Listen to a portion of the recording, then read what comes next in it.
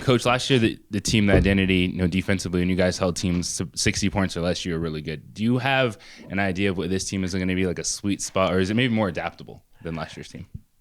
Yeah, I think this year's team is it's deeper, but we have 10 new people, so we're still kind of finding our way. Last year when we played Gonzaga, it was game 12 or 13, and that was kind of a turning point for us, and we went and played in a tough environment, and it was competitive. So it was a good spot for us. This year's team, we got to continue to get better defensively. When we run offense the way we practice and the way we're supposed to, then we're efficient. It's when we get in a hurry, when we're not as good. Of note on that question, 3 times UNM has scored more than 60 points and allowed less than 60 points in the same game, and they're 3-0 in those games. So they've scored 60 points in all 5 games, but they're 3-0 when allowing less than 60 points in that situation. I guess at this point, 5 games in, you've had at least a little bit of a chance to kind of assess this group. What do you feel like maybe they're better at? What do you feel like you still really have some work to do?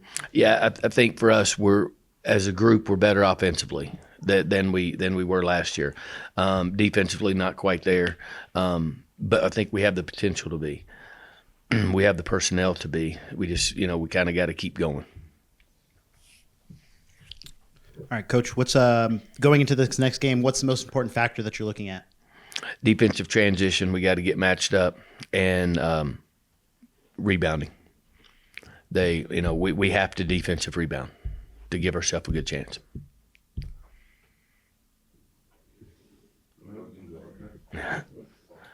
UNM does lead the conference in rebounding margin, by the way, so that is a good trend.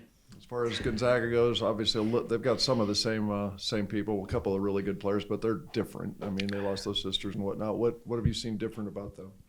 Well, they're different players, but they're the same Gonzaga. They are really efficient offensively.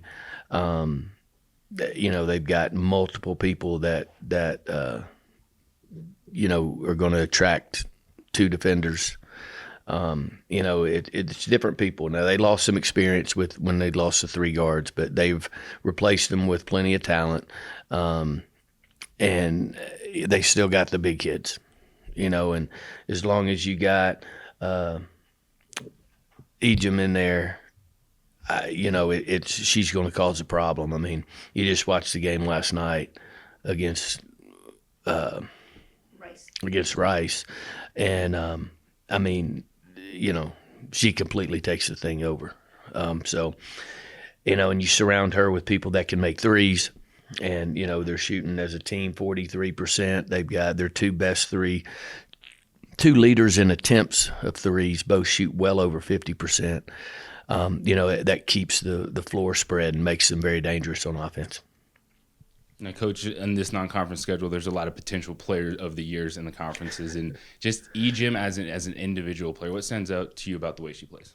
I mean, she plays so hard. She's super talented, but she is relentless on the boards and the pursuit of the ball, and that's what takes her from good to great. Her talent level is off the charts, but her with how hard she plays, takes her to a complete another level.